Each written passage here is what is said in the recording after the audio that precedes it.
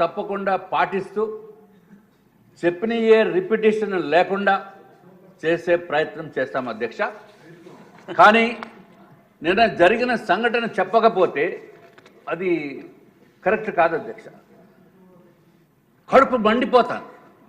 దాన్ని తీర్చుకోవడానికి మళ్ళీ ఇవాళ జగన్మోహన్ రెడ్డి గారు వస్తారేమో అని చూసాం. రాలా. ఇది పెద్ద కడుపు తీర్చుకోండి. రాలేదే అధ్యక్ష. ముందుగా తమరికి రాష్ట్ర గౌరవ గవర్నర్ గారి ప్రసంగం మీద ధన్యవాదములు తెలియచేయడానికి నాకు తమరు శాసన సభాపతి నాకు అవకాశం ఇచ్చినందుకు ముందుగా ధన్యవాదములు అధ్యక్ష.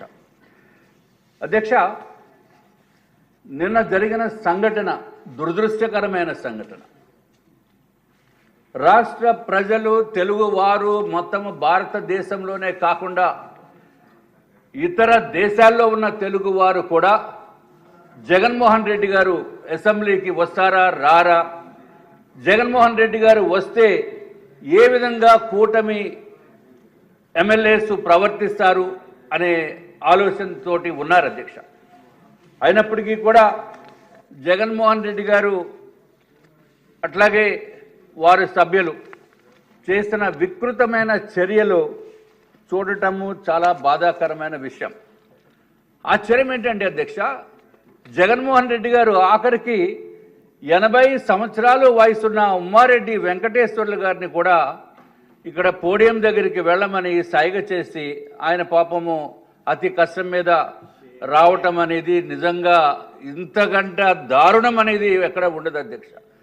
80 సంవత్సరాలు వయసు ఉండి పైపడిన వయసు ఉన్న వ్యక్తులకి కూడా జగన్మోహన్ రెడ్డి గారు కేవలము ఆయన స్వార్థపూరితమైన ఆలోచనతోటి వారిని కూడా ఇబ్బంది పెట్టడం అంటే జగన్మోహన్ రెడ్డి గారు మీకు సిగ్గు అనిపించడం లేదా? జగన్మోహన్ రెడ్డి గారు మీ వైఎస్ఆర్ సిపిలో ఉన్న వ్యక్తులకి కూడా తలదించుకునే పరిస్థితి తీసుకురావటం అనేది దురదృష్టకరం. మీకు కావలసింది ప్రతిపక్ష హోదా అంట అధ్యక్ష. రేపు మళ్ళీ ఎప్పుడన్నా వచ్చినప్పుడు ప్రతిపక్ష హోదా ఇవ్వలేదు కాబట్టి నాకు సీఎం హోదా ఇవ్వాలని చెప్పి పేపర్లు చూపించి గొడవ చేసిన ఆశ్చర్యపడవలసిన అవసరం లేదు అధ్యక్ష. ప్రతిపక్ష హోదా ఇవ్వలేదు, కనీసం సీఎం పదవి ఇవ్వండి అన్నా ఆశ్చర్యపడవలసిన అవసరం లేదు.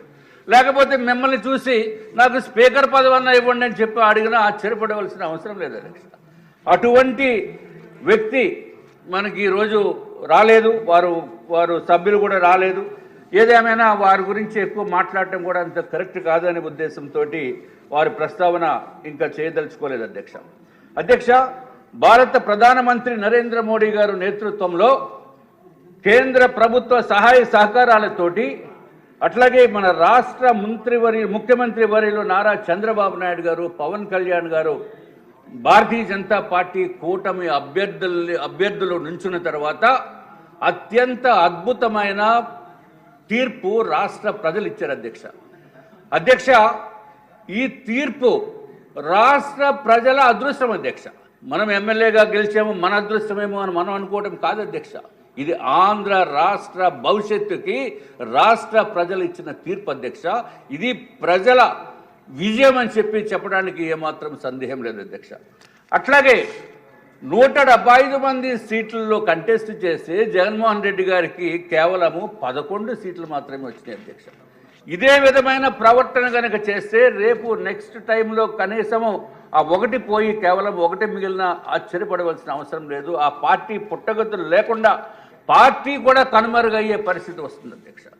అట్లాగే అధ్యక్ష, ఆ పార్టీలో ఉన్నవాళ్ళని కబంధ హస్తాల్లో బిగించి ఉన్నట్టుగా అనిపిస్తుంది అధ్యక్ష. దాంట్లో మొట్టమొదటిసారిగా ముందుగా బయటకు వచ్చి మీరే ఆ హస్తాల నుంచి ఆ బోనుల్లోంచి బయటకు వచ్చిన వ్యక్తి ఇవాళ ఉప సభాపతిగా కూర్చోవడం అనేది మాకు చాలా చాలా ఆనందదాయకం అధ్యక్ష. అధ్యక్ష, మిగిలిన వారు కూడా సంఖ్యలు తెంచుకుని బయటకు వస్తే వాళ్ళ అదృష్టంగా ప్రజలు కూడా భావిస్తారని చెప్పి మీ ద్వారా రాష్ట్ర ప్రజలకి అట్లాగే వైఎస్ఆర్సీపీలో ఉన్న నేతలకి మనసు చంపుకుని పనిచేయటం అనేది కరెక్ట్ కాదు. తప్పనిసరిగా మా యొక్క అభ్యర్థన లేకపోతే మా యొక్క సూచనలు కూడా ఆలోచింపజేసే విధంగా వారికి ఉండాలని చెప్పి నేను మనస్ఫూర్తిగా కోరుకుంటున్నాను అధ్యక్ష.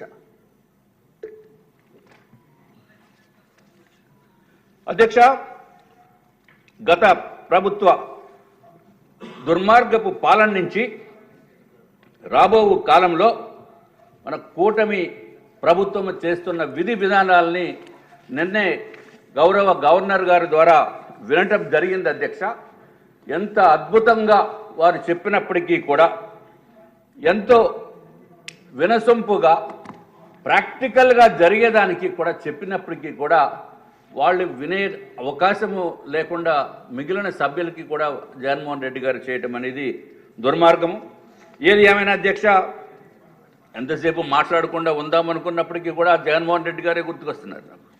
అధ్యక్ష, అన్ని రంగాల్లోని వ్యవస్థల్లోని మార్పు దిశగా, రాష్ట్ర అభివృద్ధి దిశగా ఈ కూటమి ప్రభుత్వం సిద్ధంగా ఉన్నదన్న విషయం నిన్న గవర్నర్ గారి స్పీచ్ వల్లనే క్లియర్గా అర్థమైంది అధ్యక్ష ప్రజలందరికీ. అధ్యక్ష, క్రిందటి ప్రభుత్వము రాష్ట్రాన్ని సర్వనాశనం చేసి ఎక్కడో కంప్లీట్గా రాష్ట్ర ఆర్థిక వ్యవస్థని పతనం చేసినప్పటికీ కూడా గౌరవ ముఖ్యమంత్రి గారు చంద్రబాబు నాయుడు గారు విజన్తో అధ్యక్ష, అట్లాగే కేంద్ర ప్రభుత్వం నరేంద్ర మోడీ గారి సహాయ సహకారాలతోటి రాష్ట్ర ప్రజలకే కాకుండా యావత్ భారతదేశంలో ఉన్న ప్రతి ఒక్కరికి, ఇండస్ట్రీస్కి కూడా అధ్యక్ష ఎంతో కాన్ఫిడెన్స్ బిల్టప్ చేశారు అధ్యక్ష. అధ్యక్ష, 6,30,000 కోట్ల రూపాయలతోటి పరిశ్రమలు స్థాపించడానికి ఆంధ్ర రాష్ట్రానికి వస్తున్నారంటే అది కేవలం జగన్మోహన్ రెడ్డి గారు బయటికి పోయినందుకు, ప్రధానమంత్రి నరేంద్ర మోడీ గారు, భారతీయ జనతా పార్టీ, తెలుగుదేశం పార్టీ, జనసేన ఉమ్మడి కూటమిని చూసి ఇంత పెద్ద ఎత్తున రావటం అనేది నిజంగా అత్యంత అద్భుతమైన విజయంగా మనం చెప్పవలసిన అవసరం ఉంది అధ్యక్ష. అధ్యక్ష, దీంట్లో చిన్న లోపం అంటే నాకు కనిపిస్తుంది. పబ్లిసిటీ అయితే చాలా తక్కువగా ఉంది అధ్యక్ష. ఈ ప్రభుత్వము ఇదివరకు చేసిన ప్రభుత్వ పనుల వలన 20 సంవత్సరాలు వెనక్కి పోయిన మాట వాస్తవం.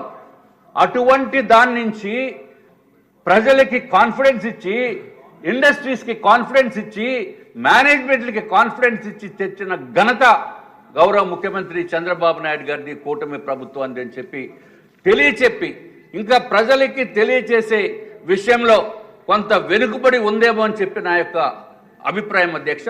దీన్ని కూడా సూచనగా తీసుకోవాల్సిన అవసరం ఉందని చెప్పి నేను రాష్ట్ర ప్రభుత్వాన్ని కోరుతున్నాం అధ్యక్ష.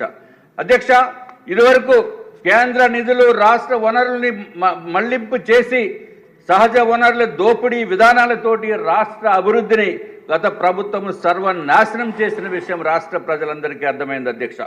అధ్యక్ష, ఏదేమైనప్పటికీ అధ్యక్ష, ఇప్పుడు ప్రధానమంత్రి నరేంద్ర మోడీ వికసిత్ భారత్ 2047 అని చెప్పి ఏదైతే కార్యక్రమాలు చేపట్టారో అధ్యక్ష, అదేవిధంగా గౌరవ ముఖ్యమంత్రి స్వర్ణాంధ్ర 2047 సంవత్సరం దిశగా, అంటే స్వర్ణాంధ్ర @2047 దిశగా అధ్యక్ష మన రాష్ట్ర కూటమి ప్రభుత్వము సమగ్ర రోడ్ మ్యాప్ వేసి రూపొందించడము అభినందదాయకం అధ్యక్ష.